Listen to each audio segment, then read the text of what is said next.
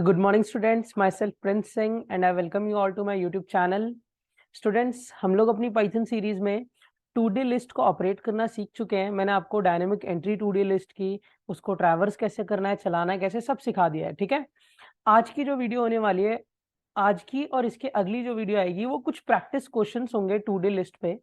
मतलब कुछ questions practice कर लेते हैं ताकि हम लोग थोड़ा और अच्छे से 2D लिस्ट को सीख जाएं, कैसे वो ऑपरेट करती है, कैसे उसकी इंडेक्सिंग चलती है। यहाँ असाइनमेंट क्वेश्चन होंगे आज की वीडियो में, जो होंगे वो 2D लिस्ट मैट्रिक्स के एलिमेंट बाय एलिमेंट वाला केस होगा। नेक्स्ट वीडियो जाएगी उसमें मैं डायगोनल्स को ऑपरेट कराऊंगा कि अगर एक स्क्वायर मैट्रिक्स है तो भाई स्क्वायर के पास डायगोनल होते हैं ना, तो डायगोनल के एलिमेंट्स को कैसे ऑपरेट किया जा सकता है। ठीक, तो आज की वीडियो के लिए मैंने 5 क्वेश्चंस पहले से ही लिख के रखे हुए हैं। इन 5 क्वेश्चंस को आज मैं आपको प्रैक्टिस कराऊंगा। ठीक है, जिसमें एक एक करके मैं सारा क्वेश्चन समझाते चलूंगा और साथ साथ उसका कोड बनाते चलूंगा। ठीक भाई, क्वेश्चन नंबर 1 आपको कहता है कि write a program to enter a 3/4 matrix. आपको एक 3/4 मैट्रिक्स एंटर करानी है और उस मैट्रिक्स में से इवन नंबर्स को डिस्प्ले करना है। उस मैट्रिक्स में जितने भी नंबर्स इवन हैं उनको डिस्प्ले करना है। तो सबसे पहले तो मैं इस क्वेश्चन नंबर 1 को कॉपी कर लेता हूँ, ठीक है, क्योंकि हम सबसे पहले इसे परफॉर्म कर रहे हैं। और यहाँ पे इसे मैं कमेंट बना देता हूँ। अब 2D लिस्ट की वर्किंग के लिए भाई कोड बनाना शुरू करते हैं। डायनेमिक एंट्री से करेंगे हम एंट्री। एक LST नाम की बड़ी लिस्ट बना ली। ठीक, फॉर आई इन रेंज। अब साफ साफ हमें गिवन है कि 3/4 मैट्रिक्स है, तो 0,3, तो 0 से 2 तक चलेगा, 3 रोज, पहला वाला लूप। ठीक है, और अगर आप 0 नहीं सिर्फ 3 लिख देते हो तो भी लूप बाय डिफॉल्ट 0 से ही शुरू होता है। इसमें आके एक छोटी list for j in range. ठीक, यहाँ पे 4 कॉलम्स है तो 4। ठीक है, जिसको ये बात समझ नहीं आ रही, जो इस वीडियो पे नया आया अभी, कि मैं ये क्यों लिख रहा हूँ, ये LST क्यों लिख रहा हूँ, भाई इससे मेरी प्लेलिस्ट में, इससे जो पिछली वाली वीडियो है उसमें प्रॉपरली मैंने एक्सप्लेन किया है कि एक 2D लिस्ट की डायनेमिक एंट्री कैसे होती है, उसको ट्रैवर्स कैसे किया जाता है। तो उसकी एक्सप्लेनेशन जानना चाहते हो तो आप पुरानी वीडियो देख सकते हो। इससे जस्ट पिछली वाली वीडियो है, वो लेक्चर नंबर 43 है मे बी। ठीक, अब आज का जो लेक्चर है उसमें हम डायरेक्ट कोड करेंगे, तो डायरेक्टली मैं कोड बना रहा हूँ स्टूडेंट्स। ठीक है, ये एंट्री का प्रोसेस अगर समझना है आपको तो आप मेरी पिछली वीडियो देख सकते हो। ठीक, ये लूप, इसमें आके एक element int input enter the element. ठीक है, हम यहाँ पे एलिमेंट ऐसे करके एंटर करा लेंगे। एलिमेंट एंटर कराने के बाद उस एलिमेंट को सिंपली अपेंड कर देना होता है छोटी वाली लिस्ट में जो आपने आई लूप के अंदर बनाई हुई है। ये ली अपेंड हो गया, और फिर बड़ी वाली लिस्ट में अपने एल को अपेंड कर देते हैं हम। ठीक, एल को। अब इस लिस्ट में से मुझे देखो, इतना जो कोड था ना स्टूडेंट्स, इतना कोड एक 2D लिस्ट की एंट्री करा देता है। कितने बाय कितने की होगी वो? 3/4, क्योंकि मैंने पहला लूप, रो वाला लूप 3 टाइम्स चलाया है और जे वाला लूप 0 से 3 तक चलाया, मतलब 4 टाइम्स चलाया। ठीक, अब एंट्री हो गई 2D लिस्ट की। एंट्री करने के बाद मैं इधर पहले लिख देता हूं the even numbers are, the even numbers are. ठीक है, अब जिसने मेरी traversal of a 2D list वाली वीडियो देखी है, ट्रैवर्सल कैसे होता है 2D लिस्ट का, उसको यहाँ पे ये कोड समझ आएगा कि कैसे एलिमेंट बाय एलिमेंट मैं लूप चला रहा हूँ। फॉर आई इन रेंज, वही सेम लूप, 3 रोज है, और इसके अंदर आके फॉर जे इन रेंज, कितने कॉलम्स हैं? 4 कॉलम्स हैं। अब इसमें जब भी आपका LST ऑफ आई जे, मतलब लिस्ट का आई जे इंडेक्स 2 से डिवाइड होकर रिमाइंडर क्या दे देगा? 0। भाई ये इवन की कंडीशन होती है कि नंबर 2 से डिवाइड होकर रिमाइंडर 0 देना चाहिए, तब प्रिंट कर दिया जाए उस नंबर को। LST का आई जे, ठीक है, कॉमा END के साथ स्पेस लगा देता हूं ताकि मेरा डेटा एक सिंगल लाइन में आउटपुट करे। ठीक, मैंने कोड को सेव किया। अब मैं इस कोड को आपको चला के दिखाता हूँ कि कैसे ये एक 2D लिस्ट एंटर करेगा और उसमें से इवन नंबर डिस्प्ले कर देगा। स्टूडेंट्स, हम चाहे तो देखो, यहाँ पे मैं क्या कर रहा हूँ, एक 2D लिस्ट की एंट्री कर रहा हूँ और सीधा उसमें से इवन नंबर्स दिखा रहा हूँ। आप चाहो तो बीच में मैट्रिक्स को भी दिखा सकते हो। मैं बीच में ना मैट्रिक्स भी दिखा देता हूँ कि मैट्रिक्स बनने के बाद कुछ ऐसी बनी है। प्रिंट द मैट्रिक्स इज दिखाने के लिए करना क्या होगा, for i in range, same वाला loop 3 for j in range 4, ठीक है। और बस यहाँ पे आप करो प्रिंट LST का आई जे, ठीक है, comma END is equals to ये, और फिर जे वाले लूप से बाहर निकल के प्रिंट। तो ये क्या करेगा, देखो पहले एंट्री कराएगा, फिर आपको दिखा देगा कि आपकी मैट्रिक्स ये बनी है, और फिर उस मैट्रिक्स में से इवन नंबर्स दिखाएगा, क्योंकि पहला क्वेश्चन हमारा यही था, एक 3/4 मैट्रिक्स एंटर करो और उसमें से इवन नंबर्स शो करो। अब मैं कोड रन करने जा रहा हूँ, आप लोग इस कोड को, वीडियो को पॉज करके नोट कर सकते हो, क्वेश्चन भी इसका आंसर भी, ठीक। रन करते हैं कोड को, देखना भाई कोड रन करने पे ये मुझसे पूछेगा एंटर द एलिमेंट, और ये एंटर द एलिमेंट कितनी बार पूछेगा स्टूडेंट, 12 टाइम्स पूछेगा। क्यों, क्योंकि आपकी मैट्रिक्स 3/4 है, तो 3/4 मैट्रिक्स में 12 एलिमेंट होते हैं टोटल। तो मैं एंट्री करा देता हूँ 12 एलिमेंट की, 34, 1 2 3 4 5 6 7 8 9 10 11 एंड लास्ट वन 12। ये देखो स्टूडेंट्स, जब मैंने 12 एलिमेंट्स एंटर करा दिए तो उसने पहले मुझे दिखाया द मैट्रिक्सेस। यहाँ पे देखो, मैं इसे थोड़ा सा ना ऊपर कर देता हूँ ताकि आपको आउटपुट क्लियरली दिखे। इसने दिखाया द मैट्रिक्सेस, ये आपकी मैट्रिक्स थी 3 रोज और 4 कॉलम्स की। देखो 3 रोज हैं और उसमें 4-4 कॉलम्स है, 4-4 एलिमेंट है तो 4 कॉलम्स। और उसमें इवन नंबर्स कौन कौन से हैं देख लो, खुद ही मैट्रिक्स में देख लो। 34 इवन है, 78 इवन है, 90 इवन है, 78 इवन है, 32 इवन है, 40 इवन है, 52 इवन है। तो जो जो इवन है और 62 भी इवन है, बस वही हमारे आंसर में आए हैं। क्लियर स्टूडेंट्स, तो होप सभी को पहला क्वेश्चन क्लियर कि इवन नंबर्स कैसे डिस्प्ले कर सकते हैं हम एक मैट्रिक्स में से। वापस इसे नीचे करते हैं, ठीक। तो पहला क्वेश्चन सभी को क्लियर। अब चलते हैं हम अपने सेकंड क्वेश्चन पे। सेकंड क्वेश्चन क्या कहता है भाई, मैं इसे कॉपी पेस्ट कर लेता हूँ क्वेश्चन को। पहला क्वेश्चन भाई आप नोट कर सकते हो वीडियो को पॉज करके, ठीक। क्वेश्चन नंबर 2, क्वेश्चन नंबर 2 हमें ये कहता है कि भाई एक m×n, मतलब इसने अब आपको 3/4 मतलब फिक्स वैल्यू नहीं दी है, इसने बोला है कि m×n मैट्रिक्स एंटर करो स्टूडेंट्स। तो m×n से क्या फर्क पड़ेगा भाई, सबसे पहले तो आपको एक m नाम का वेरिएबल इनपुट कराना पड़ेगा। इंट इनपुट m किसके लिए है, नंबर ऑफ रोज के लिए। मैंने लिख दिया एंटर द नंबर ऑफ रोज। अब यहाँ पे बंदा इनपुट कर सकता है कि उसे कितनी रोज चाहिए। पिछले क्वेश्चन में तो फिक्स था कि 3 रो होनी चाहिए 4 कॉलम, यहाँ पे अब यूजर बताएगा कि कितनी रोज कितने कॉलम्स, ठीक। Int input enter the number of columns, ठीक है स्टूडेंट्स। अब इससे क्या है, रोज और कॉलम्स दोनों एंटर हो जाएंगे। अब क्योंकि भाई आपका रो m है, तो आपको नहीं लगता कि सर हमें लूप को अब m तक चलाना पड़ेगा, लूप को m तक चलाना पड़ेगा क्योंकि रोज m है, और क्योंकि हमारे कॉलम n है तो हमें कॉलम को n तक चलाना पड़ेगा, ठीक है। जहां पे 3/4 था तो 3 और 4 तक चलाया था, 0 से 3 और 0 से 4। ऐसे अब आपको 0 से m और 0 से n तक चलाना पड़ेगा। तो आप सिर्फ m लिख दो तो बाय डिफॉल्ट वो 0 से चल जाएगा, और बाकी 0, m भी लिख सकते हो स्टूडेंट्स। जिसको इसके बारे में डिटेल जानना है वो मेरी फॉर लूप की वीडियो देख सकता है, जहां मैंने रेंज फंक्शन को एक्सप्लेन किया है कि बाय डिफॉल्ट अगर एक ही नंबर रेंज में डालते हैं तो 0 से ही शुरू होता है, और आप 0 लिख भी दोगे तो भी ठीक है। अब जो भी आप mn डालोगे वो लिस्ट उस हिसाब से एंटर करवा के स्टोर करा देगा। भाई यहाँ तक लिस्ट एंटर हो गई, मैट्रिक्स एंटर हो गई m×n। उसके बाद वो दिखा भी देगा कि आपकी m×n मैट्रिक्स है क्या। तो मैं यहाँ पे भी 3 और 4 की जगह मुझे mn यूज करना पड़ेगा, क्योंकि लूप 0 से m तक और 0 से n तक चल रहा है, ठीक है स्टूडेंट्स। अब मैट्रिक्स तो डिस्प्ले हो गई, मतलब डेटा हो गया, मैट्रिक्स डिस्प्ले हो गई। अब सवाल ये था कि उस मैट्रिक्स में से जितने भी नंबर्स ऑड हैं उनका सम करना है। उनका क्या करना है, सम करना है। तो सम के लिए एक सम नाम का वेरिएबल बना दो जिसकी बाय डिफॉल्ट वैल्यू 0 रख दो।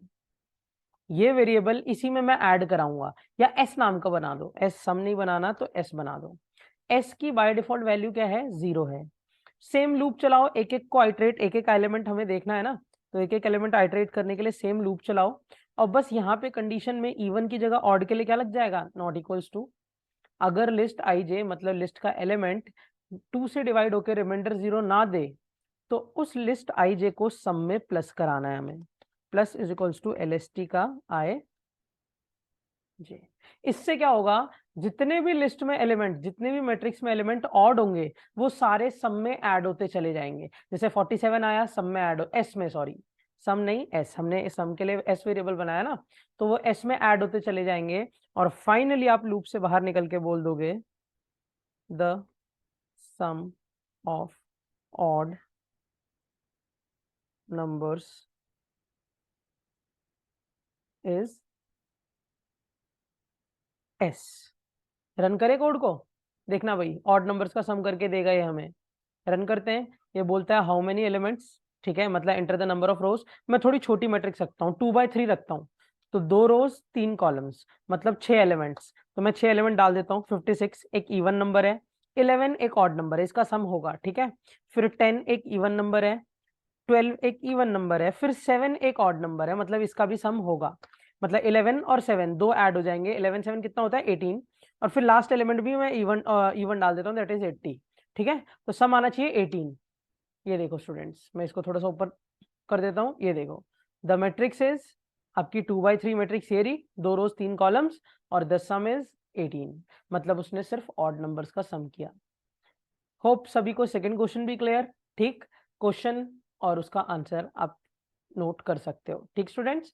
यहाँ पे ये जो ये वाला केस है ना जिसमें मैं मैट्रिक्स शो कर रहा हूँ, ये ऑप्शनल है स्टूडेंट्स। मैं इसलिए शो कर रहा हूँ ताकि आपको दिख भी जाए कि आपकी मैट्रिक्स कैसे बन रही है।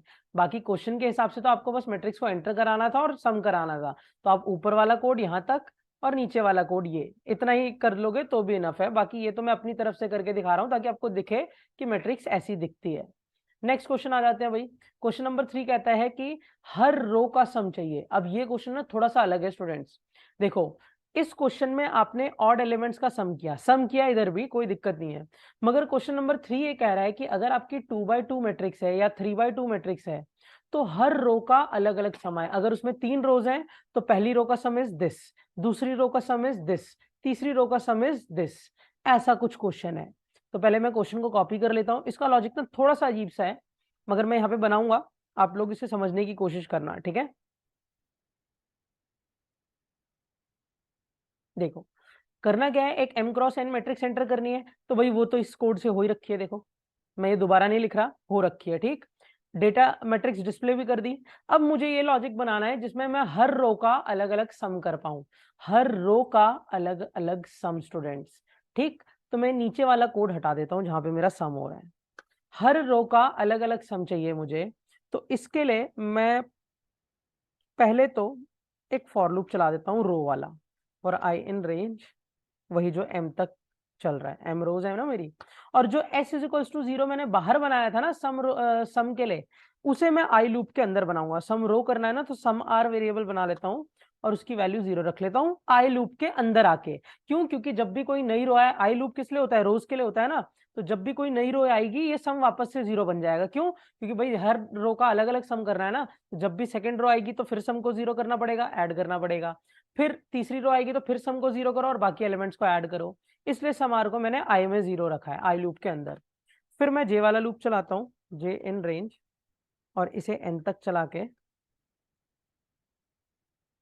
करना क्या है, एस में, एस में ध्यान से सुनना मेरी बात, प्लस करना है एल एस टी का आई जे, ठीक है।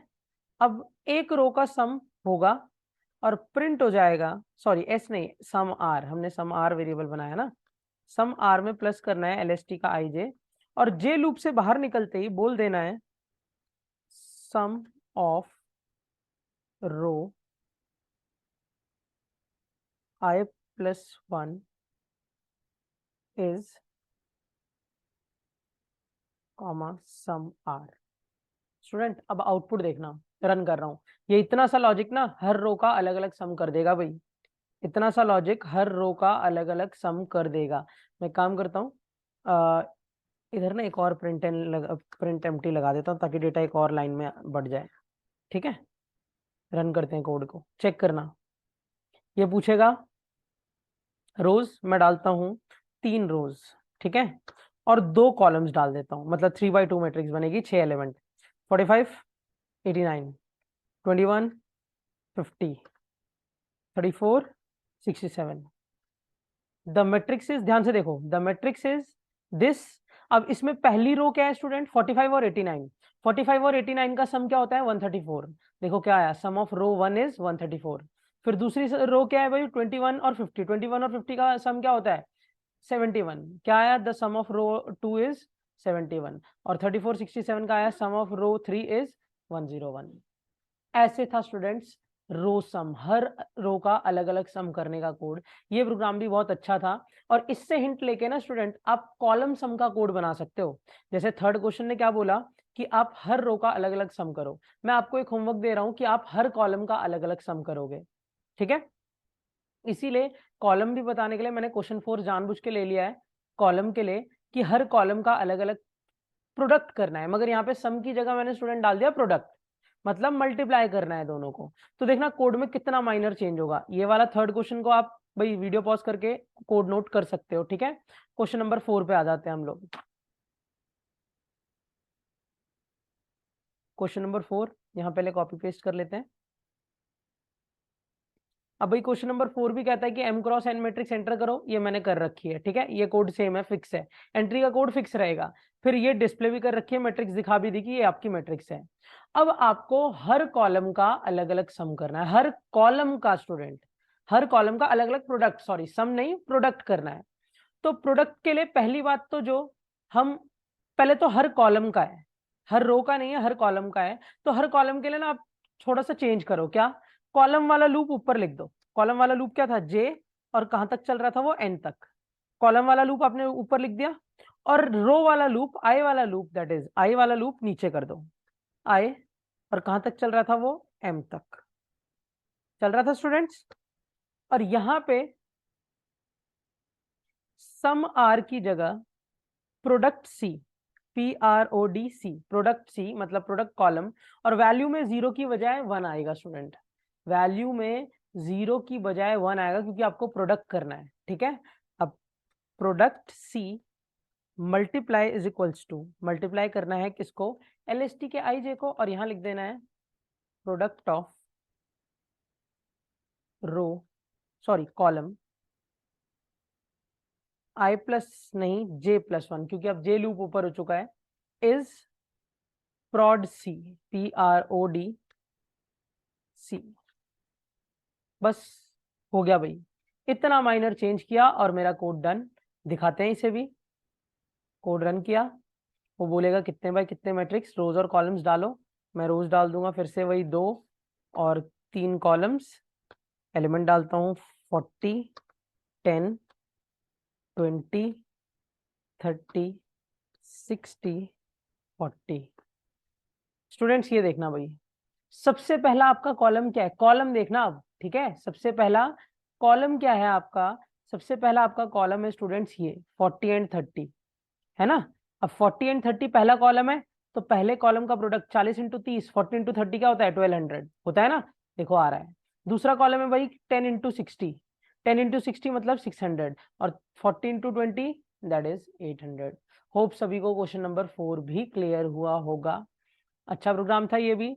अब चलते हैं हम लोग अपने लास्ट क्वेश्चन पे, that is transpose of a matrix. अब ट्रांसपोज क्या होता है इसको जानते हैं। यहां से पहले क्वेश्चन कॉपी कर लेते हैं, ठीक है। अब भाई देखो, जो मैथमेटिक्स बैकग्राउंड के बच्चे हैं, जिनके पास मैथमेटिक्स थी उनके स्कूल लेवल पे 11 12 में, उन्हें तो पता होगा कि एक मैट्रिक्स का ट्रांसपोज का क्या मतलब होता है। मगर जो नहीं है, पहले मैं उनको सैंपल दिखा देता हूँ कि ट्रांसपोज का क्या मतलब होता है। भाई आपके पास मान लो एक मैट्रिक्स है, मैं एक छोटी सी मैट्रिक्स लिखता हूँ, दो की 2x2 होगी, ठीक है। 2x2 मतलब 2 रोज 2 कॉलम्स, 45, 90, 40, 31। अब अगर मैं आपसे पूछूं कि इसमें रोज और कॉलम्स कौन कौन सी हैं, तो आप बताओगे सर पहली रो है 45, 90, और दूसरी रो है 45, 40 और 31, और पहला कॉलम है 45, 40, और दूसरा कॉलम है 90, 31। अब अगर रो की जगह कॉलम आ जाए, मतलब जहां पहली रो है वहां पहला कॉलम आ जाए, पहली रो क्या थी भाई 45, 90, वहां पहला कॉलम आ जाए, पहला कॉलम क्या था 45, 40, मतलब यहाँ पे ऐसे आ जाए और दूसरी रो की जगह दूसरा कॉलम आ जाए, मतलब रो कॉलम आपस में इंटरचेंज हो जाए, दूसरी रो की जगह 9031 आ जाए। ठीक है स्टूडेंट्स, तो ये एक मैट्रिक्स का ट्रांसपोज कहलाता है। ये इस मैट्रिक्स का ये ट्रांसपोज है। क्यों? क्योंकि रो की जगह कॉलम ने ले ली। देखो जो पहला रो था 4590 पहला कॉलम बन गया, तो ये ट्रांसपोज होता है। और अब हम कोड करेंगे ट्रांसपोज करने का, कि कैसे हम एक मैट्रिक्स को ट्रांसपोज कर सकते हैं। होप सभी को ट्रांसपोज क्लियर है। अब देखो भाई, यहाँ पे मैं एक मैट्रिक्स एंटर कराऊंगा और यहाँ लिख देता हूँ द मैट्रिक्स की जगह ओरिजिनल मैट्रिक्सेस, ताकि आपको दिखे कि आपकी मैट्रिक्स ओरिजिनली क्या है, ओरिजिनल मैट्रिक्सेस। और फिर उसके बाद print transpose matrixes, transpose matrix is. ठीक स्टूडेंट्स, अब ट्रांसपोज मैट्रिक्सेस में क्या करना है मुझे, कोड देखेंगे भाई कैसे चला रहा हूँ कोड में। फॉर आई इन रेंज, ठीक है, और इस रेंज को चलाएंगे 0 से m की जगह n कर देना है। फॉर j इन रेंज, इसे 0 से m कर देना है, मतलब रो को कॉलम की जगह, कॉलम को रो की जगह लिख दिया। और यहाँ करना है प्रिंट lst का j i, मतलब यहाँ भी चेंजेस करने हैं भाई, जहां मैं i j लिख रहा था अब वहां हो जाएगा j i। और प्रिंट empty। चलाएं एक बार कोड, देखें रन करके कि रो और कॉलम उसमें बदल रही है कि नहीं। रन करते हैं कोड को। ये पहले रोज और कॉलम्स पूछेगा, how many rows how many columns. मैं 3 3 डाल देता हूँ, 3 by 3 मैट्रिक्स, मतलब टोटल 9 एलिमेंट। 9 एलिमेंट में 23, 78, 21, 90, 38, 56, 82, 83, 71। 9 एलिमेंट हो गए। देखो स्टूडेंट्स, पहला रो मैं आपको इसको थोड़ा हाईलाइट करके दिखाता हूँ। जब मैट्रिक्स डिस्प्ले हुई है, ये रही ओरिजिनल मैट्रिक्स, पहली रो क्या है 23, 78, 21। मगर जब ट्रांसपोज किया गया तो वही 23, 78, 21 देखो पहला कॉलम बन गया है, देखो है ना। और जो पहला कॉलम था दैट इज 23, 90, 82, वो देखो पहला रो बन गया है 23, 90, 82, हुआ है ना। यही ट्रांसपोज होता है जिसमें आप एक मैट्रिक्स की रो और कॉलम आपस में इंटरचेंज कर देते हो। ठीक है स्टूडेंट्स, तो होप सभी को आज के पांचों क्वेश्चंस क्लियर हुए। नेक्स्ट वीडियो जो आएगी वो भी मैट्रिक्स के क्वेश्चंस की असाइनमेंट्स की होगी। मैट्रिक्स के क्वेश्चंस काफी अच्छे हैं, मैंने यहाँ पे ट्रांसपोज तक कवर किया है। नेक्स्ट जो आएगा वो डायगोनल एलिमेंट्स पे होगा, कि मैट्रिक्स के डायगोनल्स को कैसे ऑपरेट कर सकते हैं हम। ठीक है स्टूडेंट्स, अगर आप लोगों की वीडियो अच्छी लगी हुई है तो प्लीज मेरे चैनल को सब्सक्राइब करो, वीडियो को लाइक कर देना प्लीज। और कोई डाउट रह जाता है तो प्लीज कमेंट में लिख देना, मैं आपका वो डाउट जरूर क्लियर कर दूंगा। ठीक है, आज के लिए इतना ही students. Till then keep watching and keep learning. Thank you, have a nice day everyone.